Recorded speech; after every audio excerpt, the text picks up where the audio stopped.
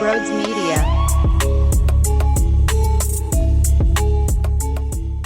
What is going on, everybody? Welcome on into Sports Talk with Broads. I'm an idiot. So right in front of me, I got a massive desk calendar. And what I like to do is write down every single day what sporting events are on so I can prepare my recording schedule. And after Tuesday night's game against the Canucks, I look over at Wednesday the 18th. Oilers and Flyers, 7:30 back-to-back. So the last time I talked about the Flyers, I said, okay, we will regroup after the back-to-back. Yo, douchebag! You wrote it on the wrong day! I'm an idiot! So there's no back-to-back. I wish there was because there's no Phillies baseball on today. But we'll give them a day to rest before they go kick some ass out in Arizona where tickets are $10 a pop. What an embarrassment. It really is. What's embarrassing? I don't know. That was a horrible segue. The Flyers win 2-0, though. They shut out the Vancouver Canucks in their home opener. Sean Couturier with the penalty shot goes backwards, goes to his forehand, puts it piping in. Suck on that, Thatcher Demko. Now, Thatcher Demko was out of his mind. He saved Bobby Brink from scoring a goal, which I was like, come on, baby, like half a second before Bobby Brink got to the puck. I thought he was going to get a bingo, and here comes the pad out of nowhere. Damn it. And then, of course, the most iconic one of the night on Scott Lawton. Guy could not bury. Damn, stood on his head tall. But the most important thing is you got your 2 points. Carter Hart records a shutout. Delorier's line, I thought, played with some juice out there for sure. That's why I took the Flyers money line. They were dogs. They were dogs at home. And maybe there was something to do with, and I guess it's fair to throw it out there, even though I don't know how much that moves the line in totality because the Flyers are projected to be a bad team. But Sean Couturier's status was up in the air because he was dealing with an injury. And when I saw that, I'm like, dude, you got to be kidding me. We are not doing this already. We are not doing this now. The season just started. We haven't even gotten a full taste yet of what this new Sean Couturier is going to look like, and he's already battling something.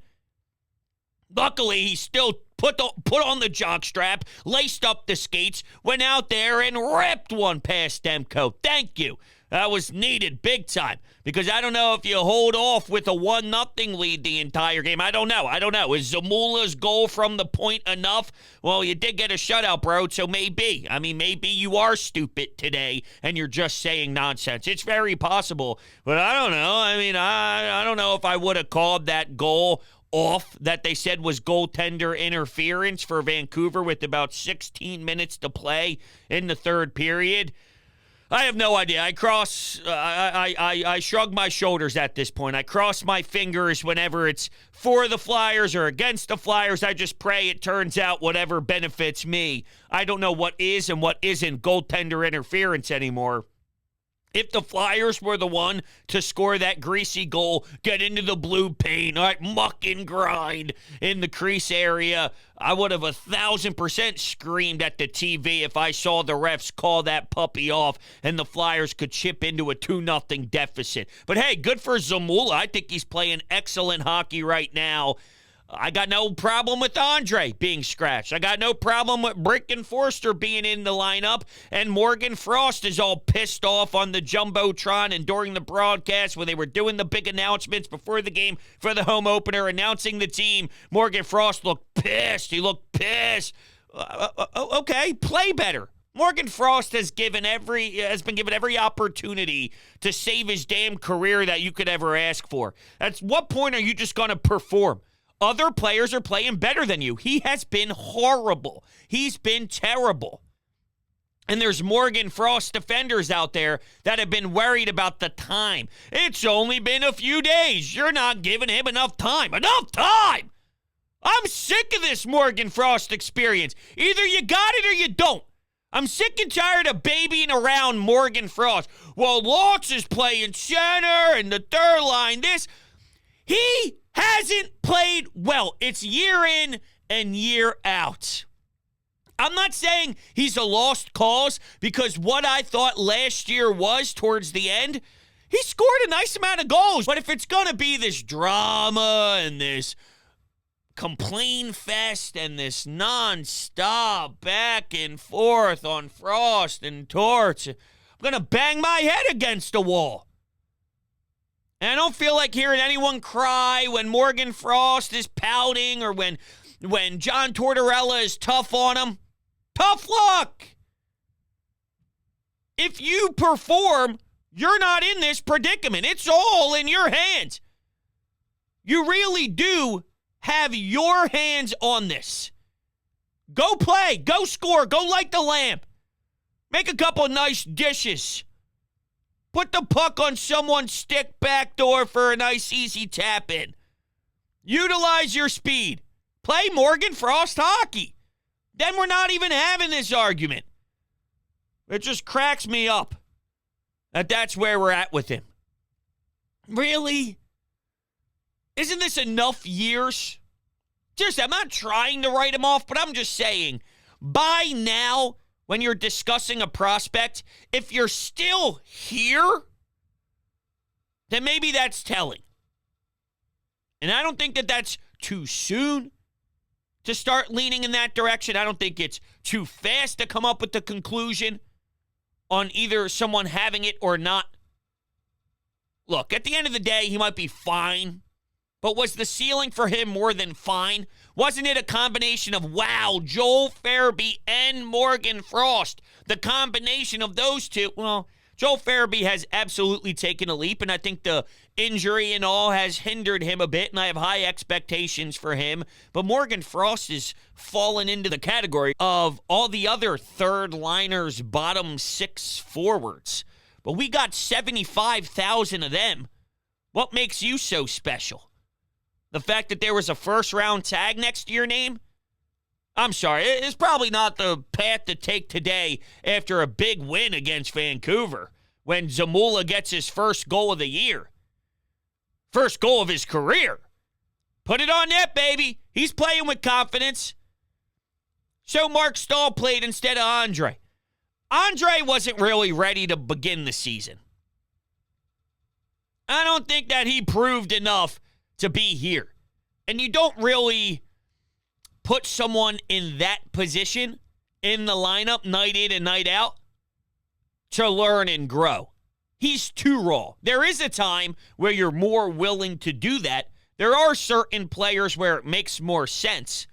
But with him specifically, he deserves more time in the A, I think. And you know how it takes longer for defensemen to really blossom and to keep up pace in this league and to take the beating physically. And for a young one and a small one, he isn't afraid to utilize his body. He's just not there yet. So I'm not going to bang on the table for Andre. I saw that on social. I saw that on Twitter. I can't believe Tortorella, he hates young guys. No, he doesn't. Look at this team. Look at this roster. Look at Forster and Brink. He does not despise the young ones. Look at what he did with Noah Cates last year and asked him to play that role. If you're doing your job and if you're ready for it, and even if you're not even necessarily ready for it, he will put you in the fire. Trust me.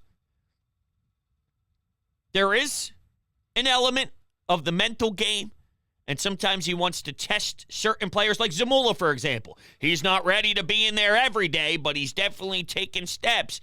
Well, that's more of the psychological, let's see if he can dig deeper. Let's see if he's got more in the tank. Can he take another stride forward? That's one where he's pushing him from a psychological standpoint.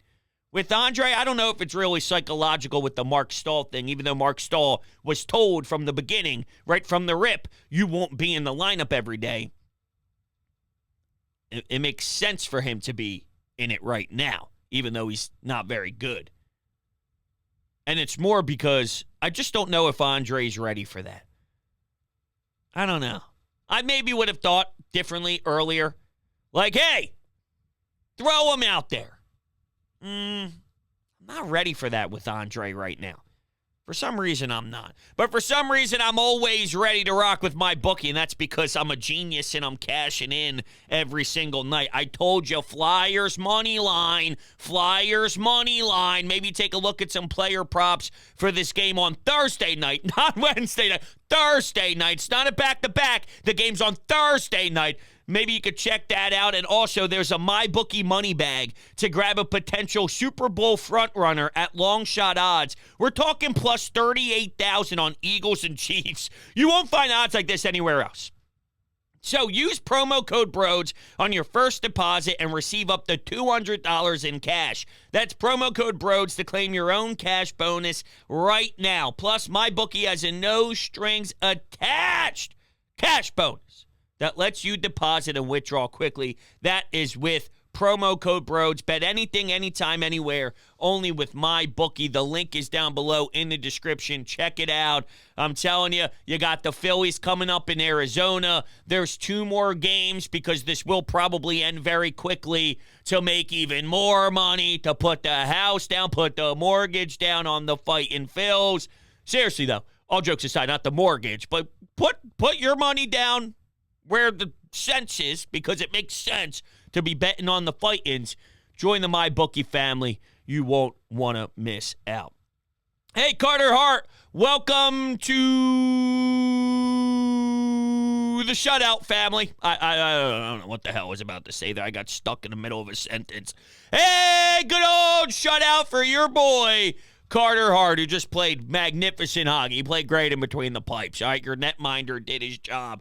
Good old goose egg. And that second period, well, really the first period, the ice was tilted in the favor of Vancouver, who, remember, starting the season off beating up the Edmonton Oilers, a top team in their conference. So you think that they're going to make a long playoff run. They go out and handle business pretty nicely, get 2 victories before coming to Philly. So they're feeling good about themselves. They're riding high. They're probably thinking, hey, we'll be okay against Philly. Well, the Flyers, after the first period, punched back pretty hard with the 23-2 shot advantage in the second. So for all the good that Vancouver might have been feeling heading into the first intermission, thinking, if we continue to pound them, if we forget the scoreboard for a second, forget it. We play this way, we tilt the ice in our favor, we'll win the game over the next 40 minutes. But then the Flyers came out shooting, guns blazing. 23-2. One hell of a watch. Probably could have been 3-0, 4-0. The score doesn't even indicate how well they played. And this is where I'm in a tough spot and I'm in a pickle. What the hell is this team, right? I don't think they're going to look as great as they did in that second period. That's not who they are consistently. I'd be shocked. I'd be stunned if that's what they do. 23-2. They're not going to overpower teams like that on a consistent basis. I also don't know if they're going to get outworked as heavily as they did against Ottawa, but in reality, it makes more sense for them to struggle against teams' forechecks like they did against the Senators than they are to look as dominant as they did against the Columbus Blue Jackets. You know what I'm saying? So far they played 3 games. They're sitting at 2-1. They're probably, oddly enough, more like they looked getting trapped against the Sens forecheck, because I don't know how strong their defensive core is. But if Zamula is better than anticipated, then maybe. Because Zamula being in the game isn't the same as what happened when Andre was in the game.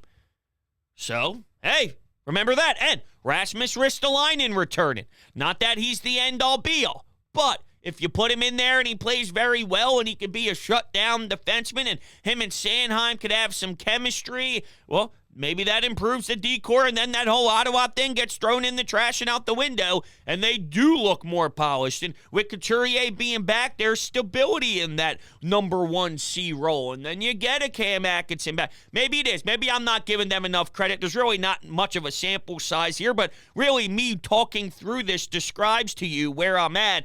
I'm sort of stuck because I don't really know yet, due to the lack of sample size.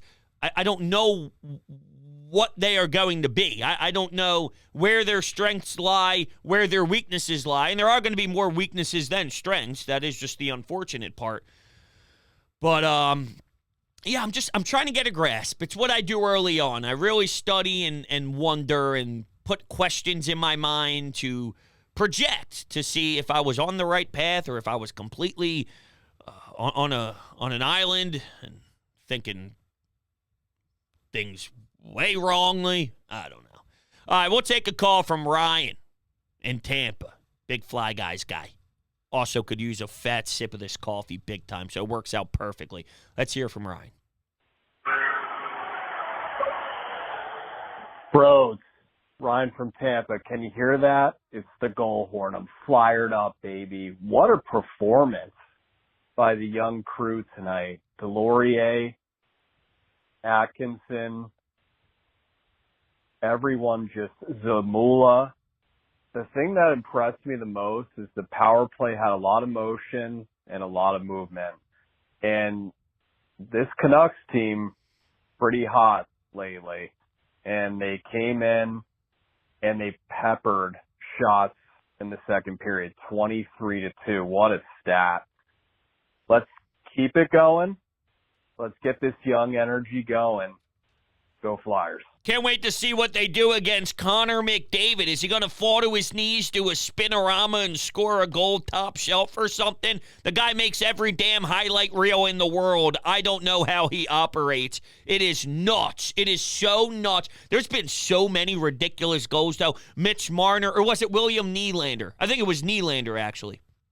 Yeah, in Toronto, they had a crazy one. The Edmonton one I just mentioned. There was another one that was crazy. Oh, Jack Eichel. Jack Eichel for Vegas. He's stick handling. He's doing his thing. So many crazy ones. I expect there to be one from Bobby Brink soon. I'm telling you, I like the mitts on this kid. I like the IQ with this kid. I love the speed of this kid. You see it on full display. He's wheeling down the half wall. He's burning defenders wide, picking up his speed, so there's definitely something super intriguing out of that from Bobby Brink.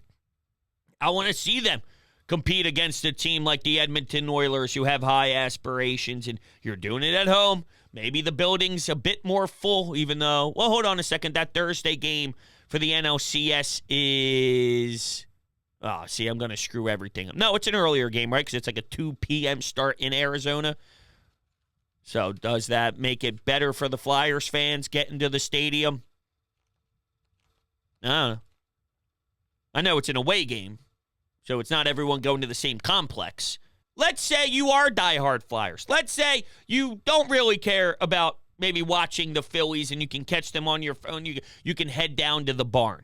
Well, let's utilize TickPick. And why they are the greatest, they got the best price guarantee. Their ticket prices will beat any of the major competing marketplaces. They're so confident they guarantee it if you find the same seats elsewhere at a better price than TickPick, that they'll give you a price difference, 110% of the price difference in form of TickPick credit. Okay, they're upfront pricing. No more doing the math in your head to prepare for how much extra you plan on spending on top of the listed price on other sites.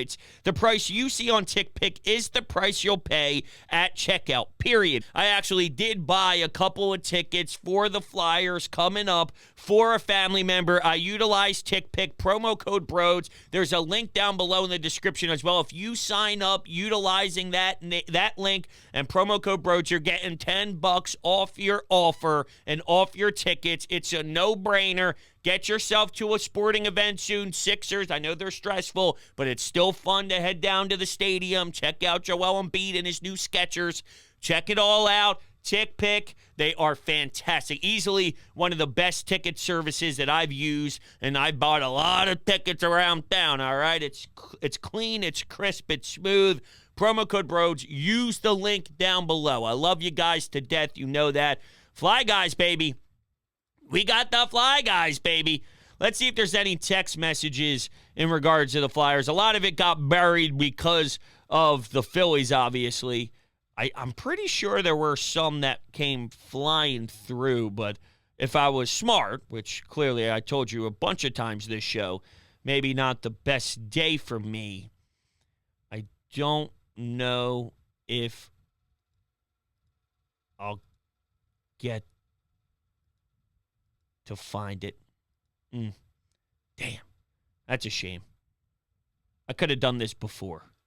before the show started. Say, oh, remember, here's where all the text messages are in regards to the Flyers. I'm not giving up yet. Hey, bro, it's first-time texter here. Ooh, God. No, I'm not saying, ooh, God, because you're a first-time texter. I love the fact that you're a first-time texter. I'm saying what was brought up afterwards, some negativity. I'm way too far back. Oh, no, I'm not. No, I'm not at all. I'm way too early. This is a Sixers James Harden thing about him not showing up to practice. Dude, I'm never going to find this. All right, I love you guys to death. I do. I love you to death. I love you to death. I love you to death. I love you to death. We'll be talking about the Flyers and incorporate them in the best we can throughout all this crazy stuff with the Birds and the Phils. So just bear with me in regards to Flyers content. You know my heart and soul is in this team. It just takes the right moment throughout a week to get a show up, if that makes sense. Appreciate you guys. Love you to death. We'll be talking soon.